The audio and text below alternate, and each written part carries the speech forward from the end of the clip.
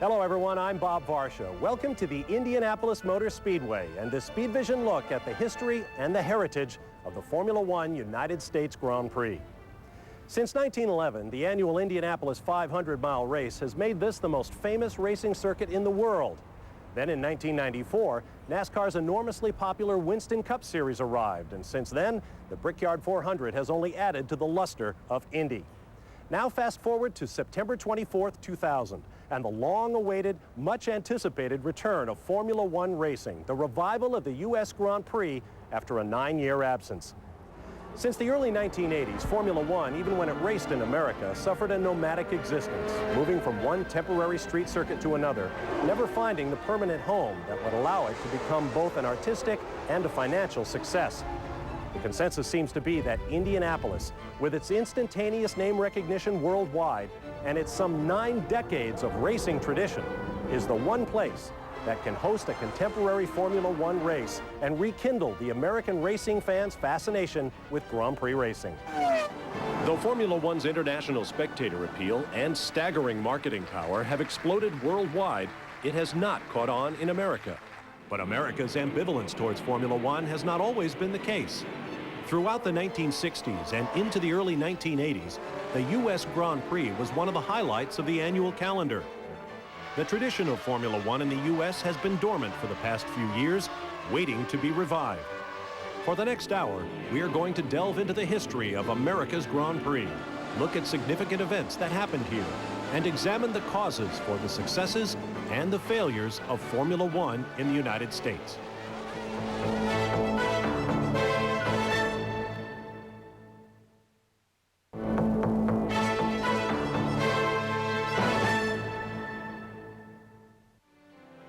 The end of the 1800s brought with it the dawn of a new age, that of the automobile.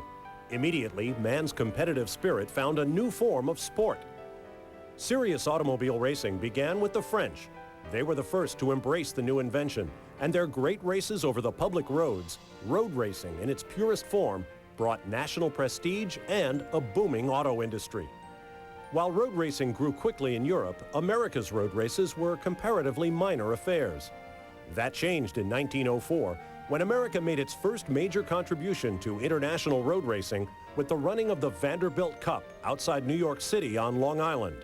Crowd control was always a problem, though, and a spectator's death in 1906 ended the days of cup races on public roads. June 26, 1906, a seminal date in the evolution of motor racing. The first event, called a Grand Prix, takes place at a small French town known as Le Mans. The Great Grand Prix in France had originally been organised by the French because they had the biggest motor industry in the world, and they were really cheesed off with the regulations for the only international competition, which said that this was a competition for national teams of no more than 3 cars each. Such was the strength of their automotive industry that the French fielded 20 teams for their Grand Prix. It immediately became the world's premier motor race. 2 years later, a new race emerged to emulate France's Grand Prix in stature, and it took place in the United States. On September 26, 1908, Savannah, Georgia hosted the first American Grand Prize. The entry list was almost as strong as its annual French counterpart. The importance of the early American Grand Prize races was really that they gave an added dimension to the world's high-performance motor industry. All of those manufacturers regarded it as win on Sunday, sell on Monday. Savannah was extremely popular. European veterans praised the course, its organization, and the hospitality of the locals. The second Grand Prize race in 1910 also created a new American hero. From an American perspective, the most important character to emerge from the early Grand Prize races was really David Bruce Brown. He was a young man, 22, 23 years old. He really was the Mario Andretti, the American superstar of the day. With Brown's second straight win at Savannah in 1911, American road racing's popularity and international prestige were at an all-time high. But that same year, another race took place that would have enormous ramifications for the future of road racing's popularity in America. The Indianapolis Motor Speedway had trials and tribulations for those first couple of years, but the first Indianapolis 500 was a huge success. And I would say that it far overshadowed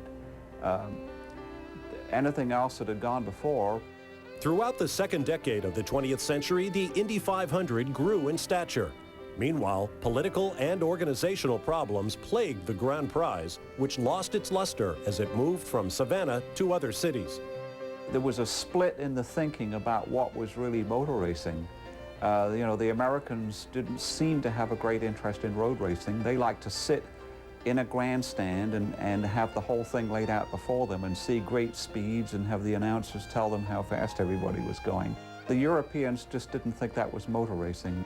By 1917, major road racing in the United States was finished. The sport's early growth in France and Europe had been greatly aided by the continent's vast system of centuries-old roads. The young United States had very little adequate roadways at this time. What the U.S. did have, however, was horse racing tracks. Oval track racing started on fairgrounds tracks, which no other country in the world had, and they were of a dirt surface, and that's what the horse racing and trotting took place on. In Europe, the horse race tracks were grass, so there was a separation right there.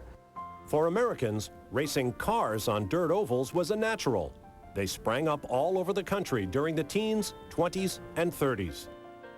Most of the great European road circuits were public roads, which would be simply closed for a race weekend.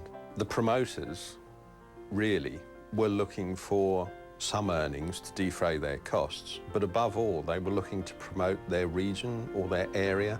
They were sponsored by local government or by state government, national government. In America, the situation was completely different.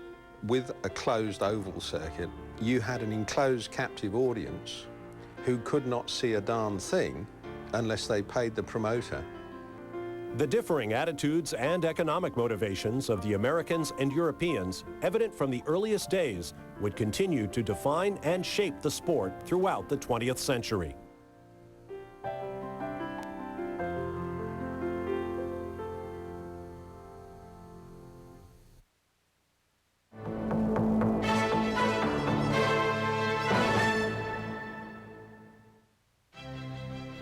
The modern era of Grand Prix racing began in 1950. For the first time, the technical term Formula One appeared. It was the International Automobile Federation's designation for its premier category, that which crowned the world champion driver. From 1950 through 1958, the United States never staged a Formula One Grand Prix, but it did have a race on the World Championship calendar. When it was announced that there was going to be this championship, and there was no Grand Prix at that time, the management suggested that surely the Indianapolis 500 should count as one of the events. With only the occasional exception, the Grand Prix teams and drivers skipped the Indy 500 and concentrated on the proper Grand Prix races, as the relatively slow transatlantic travel of the day would have meant missing at least one European Grand Prix. Sebring, Florida, home of the 12-hour sports car race, was the first circuit to seriously attempt to get a U.S. Grand Prix. And in 1959, America finally had its first World Championship Formula One race.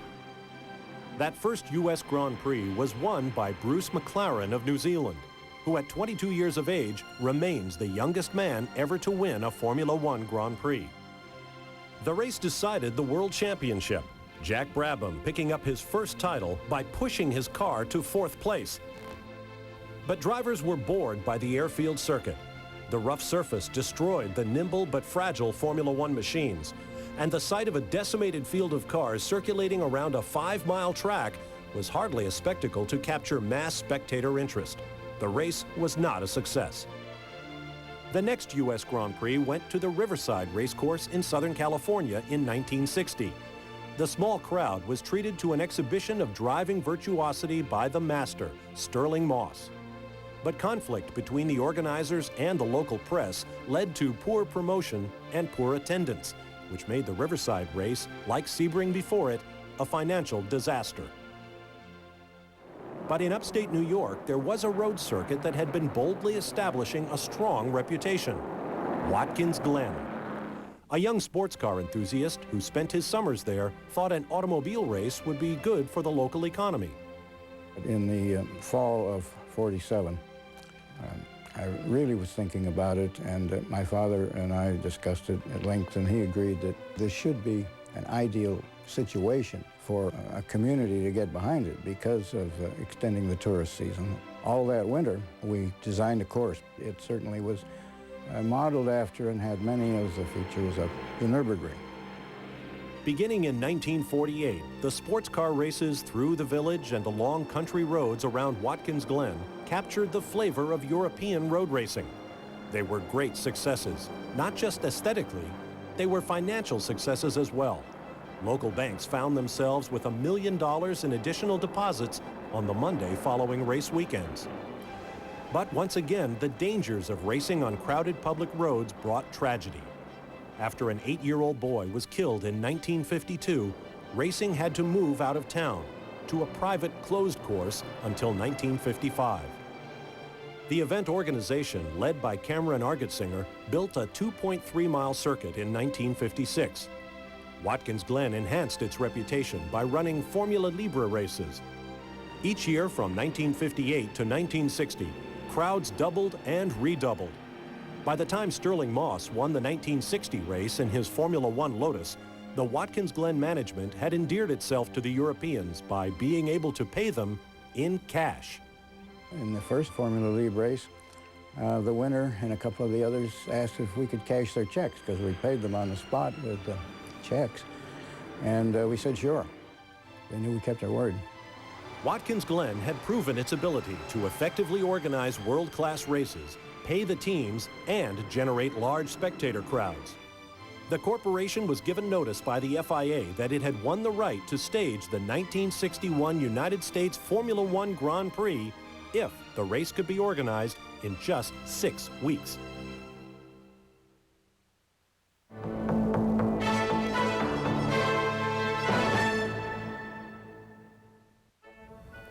After 2 failures, it became clear that America needed a run of consistent success in order to be considered a suitable venue for the Formula One World Championship.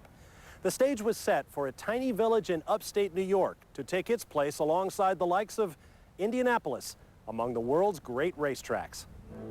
When October 8, 1961 arrived, Watkins Glen was ready. Jack Brabham led from the green flag over Sterling Moss, with American Dan Gurney in the thick of the battle for the lead. Moss and Brabham swapped the lead throughout the first half of the race, but both retired. The winner was Innes Ireland, who charged through the field and gave Team Lotus its first ever Grand Prix victory.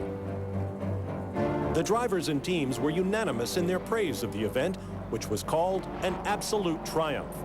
With only 6 weeks' notice, the Watkins Glen Grand Prix Corporation succeeded where both Sebring and Riverside had failed. At last, the United States had found a suitable home for its Grand Prix. Throughout the 1960s, Watkins Glen would continue to grow in stature. From 1962 through 1967, the U.S. Grand Prix was dominated by the 2 most successful drivers of the era, Jim Clark and Graham Hill. The Glen was now firmly established as the spiritual home of the U.S. Grand Prix, and it had become more than just a sporting event. There were a lot of campers, families. More and more, there were young kids. And it was happening in an event, and all the Eastern colleges certainly talked about going to the Grand Prix. In 1965, Hill won his 3rd straight, and Watkins Glen won the Grand Prix Drivers Association Award for the Best Organized Race of the Year. In 1966, Jim Clark won for the 2nd time at Watkins Glen, and race organizers set a precedent by instituting a purse system rather than starting money. Instead of negotiating an appearance fee with each team, now teams and drivers would be paid based on finishing positions. It was a radical idea, but now the U.S. Grand Prix paid the most money of any road race in the world, over $100,000 in total purse, with $20,000 going to the winner. In addition to the high purse monies, the atmosphere at Watkins Glen made it one of the high points of the racing season. On certain occasions in the fall, the colors in the trees still stand out as being just breathtaking. I don't care where you came from. And when you went there during that maybe a 2-week period in the fall, it was just fabulous. Watkins Glen had simple charm.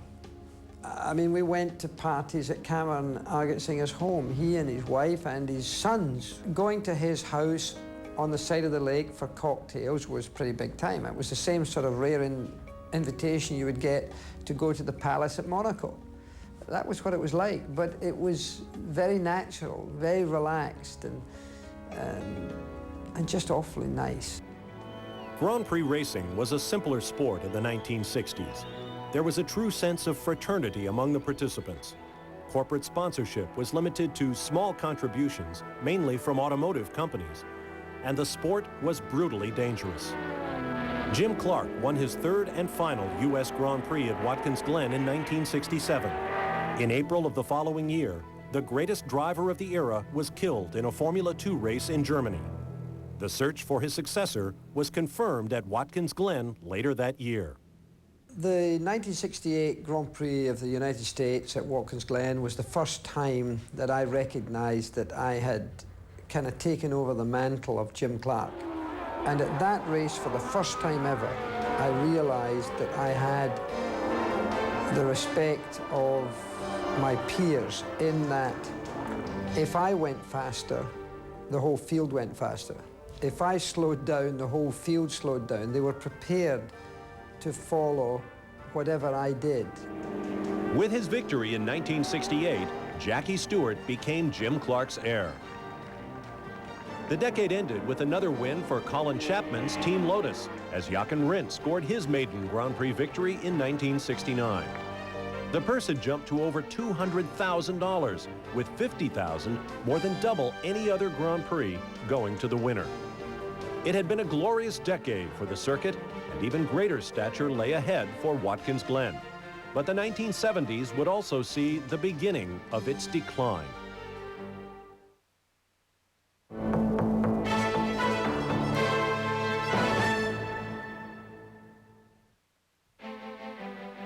'70 marked a turning point for the U.S. Grand Prix at Watkins Glen, the last race on the 2.3-mile circuit. After early domination by Jackie Stewart in his new Tyrrell, a 23-year-old Brazilian named Emerson Fittipaldi, driving in only his fourth ever Grand Prix, scored a stunning upset. Soon after the race, the Watkins Glen organization floated a bond issue, raising $3.5 million to lengthen the course, upgrade facilities, and improve safety measures. These changes made it one of the premier racing circuits in the world. I loved the Glen when they extended the course. Then it became really a very technical course because you had really good elevation changes. Then you had a good variety of corners, the downhill braking, and I really, that's the Glen that I really appreciated. Francois Sever won the first race on the newly configured 3.3-mile circuit, his first career Grand Prix win after shadowing his Tyrrell teammate Jackie Stewart early. And Watkins Glen won its second consecutive award for the year's best organized race.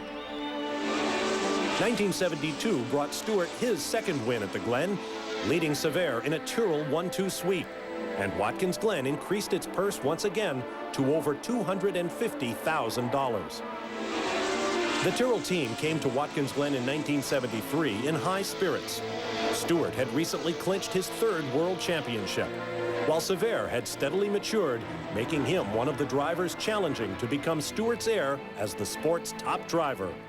Then came qualifying. 73 US Grand Prix was going to be my 100th Grand Prix, and it was going to be my last. It seemed a good way to end it on the end of my contract with Ken Tyrrell. And short of taking my own family, God struck down with all his force and took the life of Francois Sever, who was my teammate. And it was a horrendous accident. Just debris everywhere, and a vicious accident, brutal. It meant that, you know, what was to be a climax to a career that I had been so well rewarded for suddenly ended on the lowest note possible. And indeed I didn't race because Ken and I decided that it would be more appropriate in respect to Francois to withdraw the team and not to drive. So I never did my 100th Grand Prix. And of course all of that was at Watkins Glen. On Sunday, Ronnie Peterson held off a young James Hunt in a magnificent race. But the previous day's tragedy had overshadowed the weekend.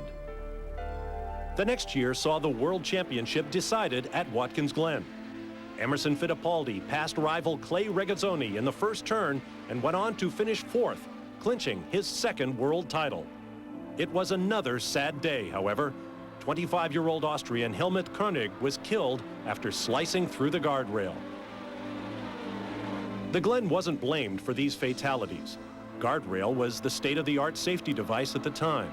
But the Watkins Glen Grand Prix Corporation was beginning to be troubled on a number of fronts. Once a site of good-natured fun created when the course was lengthened, the infamous bog had degenerated into a rowdy mud pit, creating a sport of its own, stealing and burning vehicles. The bog didn't interfere with the racing, but it certainly was a cloud on the whole operation. And I don't know why it couldn't be cured, but it wasn't, and I'm sure they wanted to. Far worse than negative publicity from the hooliganism of the bog was the unseen financial strain on the track from the crushing debt of the bond issue. Argetsinger had left the Grand Prix Corporation in 1970, but as executive director of the Sports Car Club of America, he was still close to the operation. They borrowed almost exactly twice what they ever could reasonably hope to repay. They were financially pinched. While Watkins Glen was struggling with its financial problems, Formula One was entering a new era. The sports leader, Bernie Ecclestone, was single-handedly turning it into a more professionally run organization. The casualness of the 60s was being replaced by demands to meet new standards of track safety and amenities. Watkins Glen was under pressure to change with the times. As the races continued throughout the second half of the 70s, complaints from drivers and teams began to be leveled at the track, which only a few years before had been so highly praised. I think Formula One raced away from Watkins Glen. When the Formula One went there first, it was way ahead of everything else. But what happened then was that Formula One really started to get its act together with Bernie Ecclestone and so on. And suddenly other circuits came into play where the facilities were better. And then I think really the worst thing that happened was that the October date for the Watkins Glen race really started to tell, because the fall, when it was a nice day, it was the most beautiful place in the world up there. But when you had rotten weather, it was dreadful. The 1979 race featured a duel between Gilles Villeneuve and Alan Jones. It was another excellent race. But that weekend, the political powers of Formula One and the international media raked the Watkins Glen organization over the coals for the condition and appearance of the circuit, the facilities, press working conditions, the ever-present rowdyism, and even the cold, rainy weather. I knew that there was going to be a day of reckoning on the bond issue because of the debt service. I knew that the expenses were ever increasing with Bernie Ecclestone. But I would like to emphasize that Bernie Ecclestone didn't cause the downfall. It was the debt service on the bond issue. The race survived only one more year. Alan Jones became the last Grand Prix winner at Watkins Glen. In 1981, the circuit declared bankruptcy.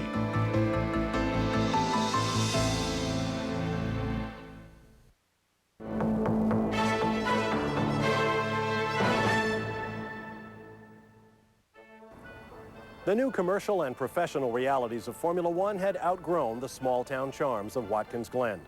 The sport now demanded higher visibility and greater commercial leverage. There was one entrepreneur in America who understood the new commercial reality of Formula One. He lived in California, and he was about to change the image of the U.S. Grand Prix forever. While Watkins Glen was still operating comfortably as the home of the U.S. Grand Prix, a travel agent with an entrepreneurial spirit by the name of Chris Pook was working to sell the idea of a Formula One race through the streets of Long Beach, California. As with Watkins Glen, the purpose was to bring visitors to the area. Unfortunately, Long Beach at that time was not unlike many other centers of American cities. It left a lot to be desired, let's leave it that way. So I went to the city and said, you know, look, you've got this dilemma.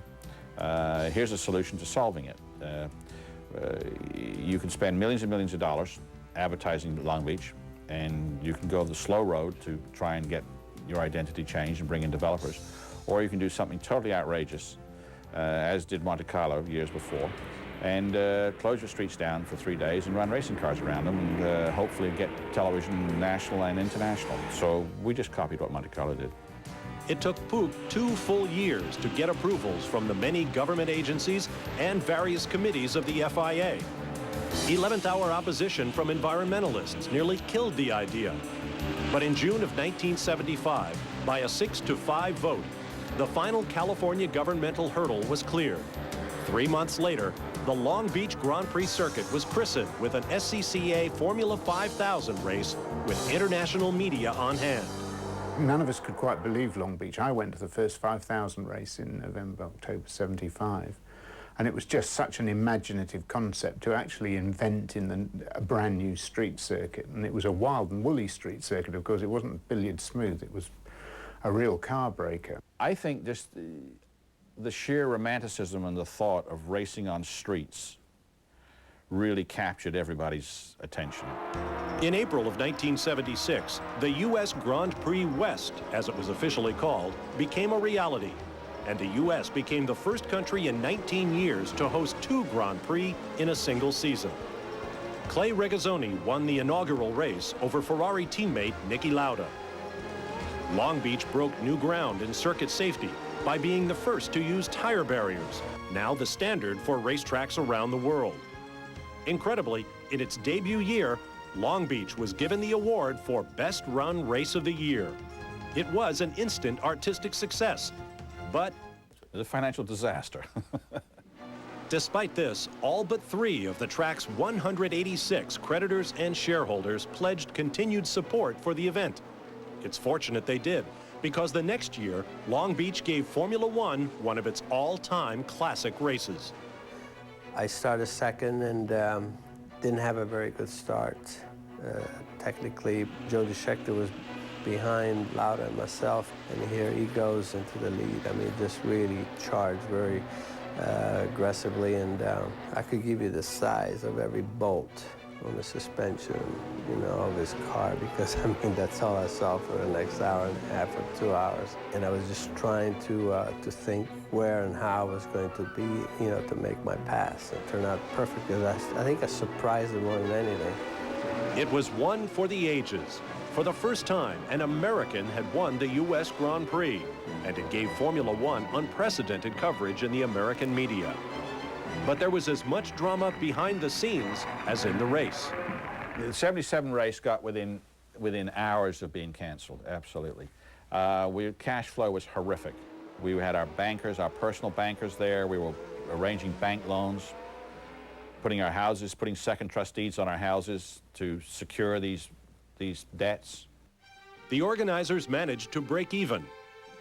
In just 2 years, Long Beach had become one of the favorite races on the Grand Prix calendar, universally praised for both its upscale atmosphere and for its challenges.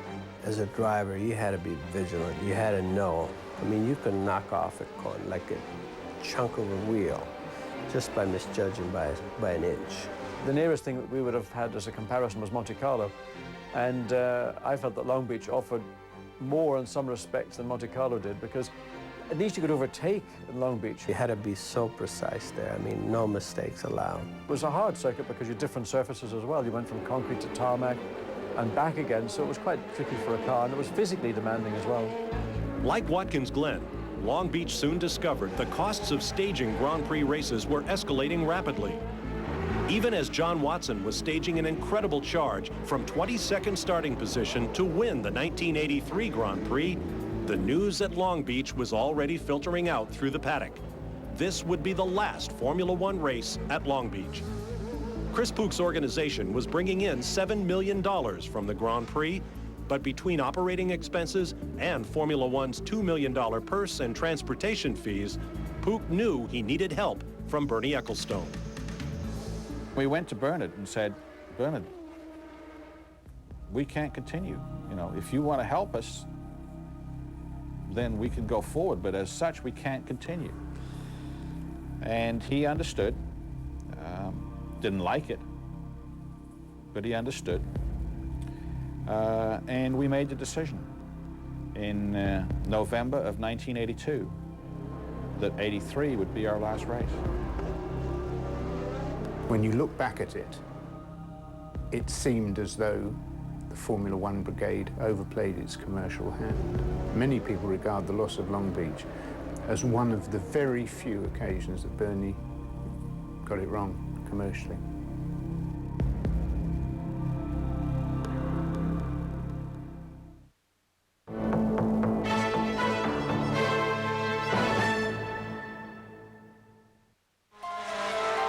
Watkins Glen and Long Beach had both provided a solid home for the U.S. Grand Prix. But the 1980s saw 4 other circuits hold a Grand Prix event. Some were moderately successful, others dismal failures. In 1981, a new U.S. Grand Prix joined the championship, the now infamous race at Caesar's Palace in Las Vegas, which lasted but 2 years. It was a typical parking lot course. The reason it didn't last is because really didn't have, to me, it didn't even have any character for some reason. It just, there was something really missing there. The purists were aghast that a Grand Prix circuit could be laid out around a parking lot. But the glitz of Las Vegas was a clear signal that commercialism was high on the agenda. Formula One wanted higher visibility. In 1982, Detroit was added to the calendar. It seemed a logical site, the home of the U.S. auto industry. Everybody again came out, looked at the circuit, went, ugh. A grid system racetrack, stop-go in the heart of Detroit.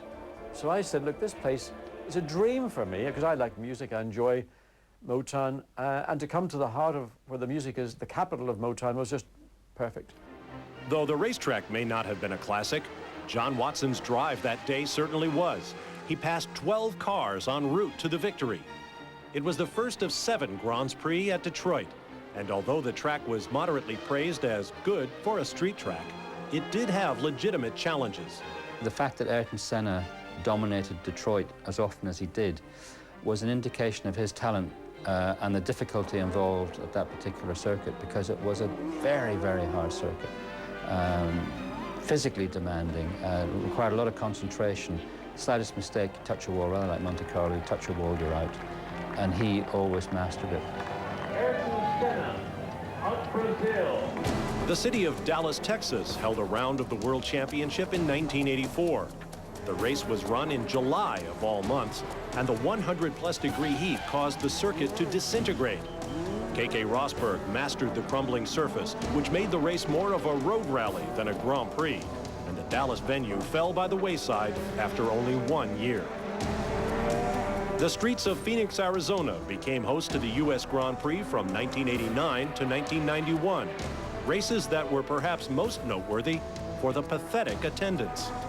Somehow Phoenix didn't quite work. It didn't have the atmosphere. It didn't grab you as a place that hadn't, how can I put it, any soul in a sense. I always felt that Phoenix was never quite going to get off the ground in the way that Detroit did, and of course it didn't. But there was one notable highlight of those Phoenix races. John Alesi racing Ayrton Senna in 1990 at Phoenix, even if we didn't think Phoenix was the greatest place. That was motor racing in the raw, and even Senna was impressed with Alesi's impudence, shall we say, on the circuit. Las Vegas, Detroit, Dallas, and Phoenix never generated mass public interest. These slow stop-and-go circuits never giving the thoroughbred Formula One cars the chance to demonstrate their awesome performance. The artistic failures of these races left the Formula One community wondering about America's suitability for a Grand Prix. Following these repeated failures, the U.S. Grand Prix disappeared from the World Championship after 33 years. I always thought racing on one of those circuits almost to be an oxymoron for a Formula One car. They were built, really designed to race at places like Spa. They were non-events to a very large extent, whether it was in Las Vegas in a car park, for goodness sake, at Caesar's Palace, whether it was in Dallas in a minor street area, whether it was in Detroit. The essence of Formula One is the majesty of road racing, and that's racing on a road circuit whose shape is decided by the geography of the site on which it stands.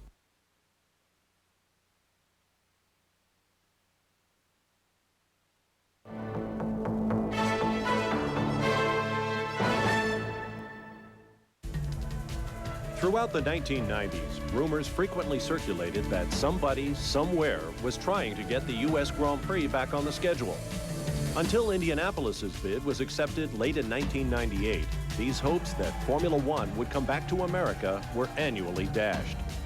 There certainly are circuits in the United States that would be challenging and suitable sites, but staging a Grand Prix race today requires tremendous financial resources and carries with it substantial risk. Formula One became very, very expensive to stage in the United States. With all of the good intentions, the organizers really could not make any money with Formula One. Australia is wonderful at Melbourne, but it's, you know, it's basically underwritten by the city of Melbourne and New South Wales. The race in Malaysia is underwritten by the government, because these are tourist marketing opportunities that these countries and these cities can afford to put money into and justify. You couldn't do that in America. You'd have the suit for the misuse of public funds all over you like a cheap suit. The American promoters expect, when they put big bucks up, to get big bucks back and in fact make money. Modern Grand Prix racing doesn't much do that for promoters.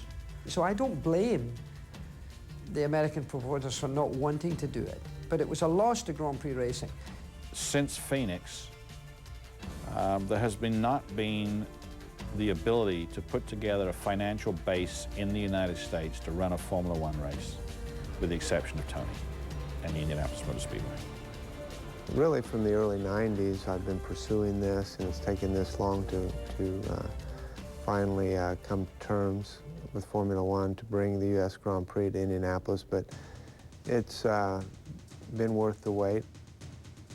Those terms include a staggering rights fee to host the Grand Prix. Although the Speedway won't say exactly how much, estimates are about $15 million annually. Add to that the multi-million-dollar investment needed to build a road circuit and ancillary facilities that meet Formula One standards, and it's easy to see why it took the vast resources of the Indianapolis Motor Speedway to bring the Grand Prix back to America. I know that Bruton Smith probably spent $150 million building Texas Motor Speedway, and I know that they probably spent $150 million building the track in Malaysia. So we made a fair capital expenditure here, upgrading our facilities, but we didn't spend as much as either of those facilities because we had much of the infrastructure here already, but we spent a good portion of that. I want to know how he's going to make a profit. Or perhaps it doesn't matter. Understanding Formula One today means understanding its economics and marketing power, which are mind-boggling. Budgets for the top teams are between $100 and $200 million a year. Multinational corporations ante up tens of millions of dollars just to be a part of the Formula One mystique. I think possibly what America has never wrapped its mind around is just how big Formula One really is. And the global World Championship Series and the global TV audience that follows it over 16 or 17 races during an entire season is the Indy 500 and the Daytona 500 and the NASCAR Championship all aggregated together and multiplied by 5 or maybe 10. That's how big it is. I can only tell you how big Formula One is by making the point that when Malaysia wanted a Grand Prix, the president of Malaysia, Prime Minister, came to Burnie, not the reverse, flew to be at Estoril 3 years ago when they were trying to hammer out a deal. Bigger than the politics of most countries, I would say. I think an American Grand Prix would have enriched Formula One, but Formula One has just grown so phenomenally over the last 10 years that it's hard to ever say it's suffered. But a World Championship without a race in America really isn't a World Championship. So, you know, we're looking forward to Indianapolis. The United States is the world's leading power and commercial power. And if we're not present, we're missing something serious in our lineup, in our makeup. At the end of a 9-year absence, Formula One has finally returned to America. But one has to go back to the days of Long Beach nearly 20 years ago to find the last time the U.S. Grand Prix was an event that was universally popular with participants and fans. In those 2 decades, both the country and the sport have undergone dramatic transformations. And so while the Formula One community and its North American fans are excited about a return to the States, the question remains as to whether Formula One as a show can maintain that fan excitement in the future. The important year for me is going to be next year. Will the people that come in the year 2000 come back in the year 2001? And if they do, if they like what they see this year, then we're up and running. If they don't come back next year, I think the US Grand Prix's got a problem again. I am aware of the fact that Formula One has to prove itself in America. They have a lot of auto racing out there with NASCAR and with Champ Car and IRL.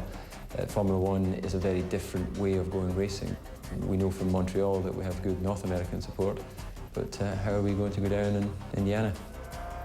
America's got its own racing series, and with a bunch of races in America with American drivers and American cars and so on. So it's going to be very, very difficult for F1 to be big in America. It will have only one race with no American drivers and not much that's American in it. So it's going to be very, very difficult. Formula One is a completely different animal than any other form of homegrown motorsport. Its level of sophistication puts it in a class of its own. It is absolutely and unequivocally the highest form of automotive engineering anywhere. I would say some of the engineering, not just automotive engineering, some of the aerodynamic work and computer work they do in Formula One is probably superior to the best fighter plane out there. So if you want to see what human beings are capable of doing when it comes to a car, you need to go to a Formula One race. The Formula One fan is it's not just interested in paint jobs, flashy paint jobs. It's a fan that's interested in the technical side of the sport. And there's so much more complexity to Formula One. And the average race fan, you know, doesn't totally understand that. It's a very specialized fan base, but it's strong. I think the fan base is stronger than a lot of people think in the United States. Grand Prix racing has always been at the pinnacle of automotive engineering. Ironically, that aspect of its appeal is now a big problem. The race car's advanced aerodynamics has made close quarters racing very difficult, and therefore overtaking is an infrequent occurrence. This has brought heavy criticism. Those within the sport know they have to put on a good show if they hope to attract the American masses and grow beyond their current core group of devoted fans. Watkins Glen and Long Beach both proved that under the right circumstances, Formula One could thrive in America. They were more than just racetracks. They evolved into happenings in their own right, with an atmosphere and personality that transcended the race event. Indianapolis, with its rich heritage of open-wheeled racing, brings its own unique personality to the U.S. Grand Prix. To get a big American crowd, Indy is definitely the best place because it's probably the only place in North America where you have race fans, whatever racing it is. The US Grand Prix was an absolutely integral part of the Formula One global fabric. By going back to America, Formula One is correcting a major error. We need to be in America, and it's the right place to be, because Monaco Grand Prix, Le Mans and Indianapolis are 3 most important names in international motor racing. It absolutely is the right place. Indy has magic to it. Something always magical happens at Indy. And the US Grand Prix will be no different. And so the latest chapter in the history of the United States Grand Prix is now being written. To be sure, Formula One has changed beyond all recognition from those simpler days in Sebring, Florida, Riverside, California, and Watkins Glen, New York. But Formula One remains what it has always been. The most sophisticated racing cars in the world, built by some of the most skilled technicians, driven by brave men with one goal in mind, as it has always been, the right to be called world champion. The U.S. Grand Prix is truly a heritage reborn. From the Indianapolis Motor Speedway, home of the world's most famous yard of bricks, I'm Bob Varsha for Speed Vision.